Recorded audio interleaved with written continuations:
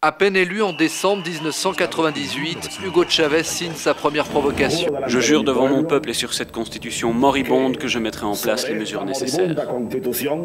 Le nouveau président impose son style en totale rupture avec le monde politique habituel, une détermination, un charisme qui vont lui permettre d'imposer des changements radicaux dans un pays alors à l'ombre des États-Unis. Redistribution des terres, construction de logements sociaux, mission éducative, alphabétisation. Grâce à Chavez, il se construit quelque chose ici. La qualité de vie s'est améliorée. Dans le secteur populaire, les plus défavorisés, il a beaucoup fait pour beaucoup de gens.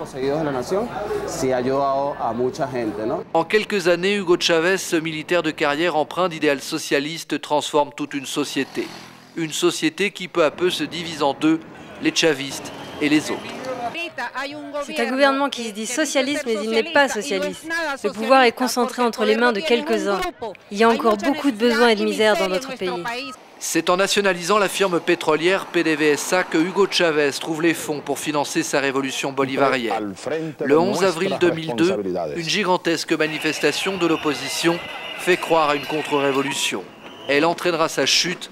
Pour 48 heures seulement, Hugo Chavez est remis en selle par son peuple. C'est le début de la fin des relations entre les États-Unis et le Venezuela, car le président Chavez voit dans ce coup d'État l'œuvre de la CIA. Les États-Unis ont totalement appuyé le coup d'État. Quand Chavez a été brutalisé et même enlevé, ils ont été les seuls à faire une déclaration publique depuis la Maison-Blanche. Ils se déclaraient disposés à coopérer avec un gouvernement dit de transition. C'était en fait un gouvernement imposé par un coup d'État violent.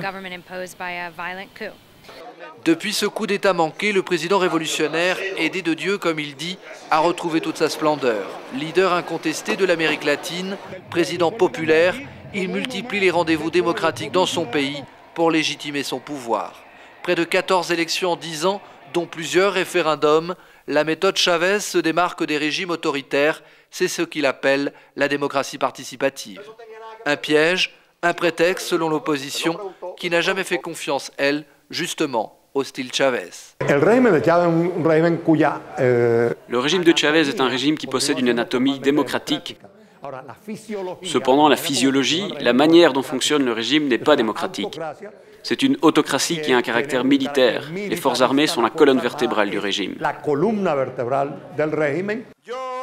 Seulement un an après avoir essuyé son premier revers électoral, Hugo Chavez veut obtenir ce que les Vénézuéliens lui ont déjà refusé, la possibilité de se représenter à vie lors d'un prochain référendum.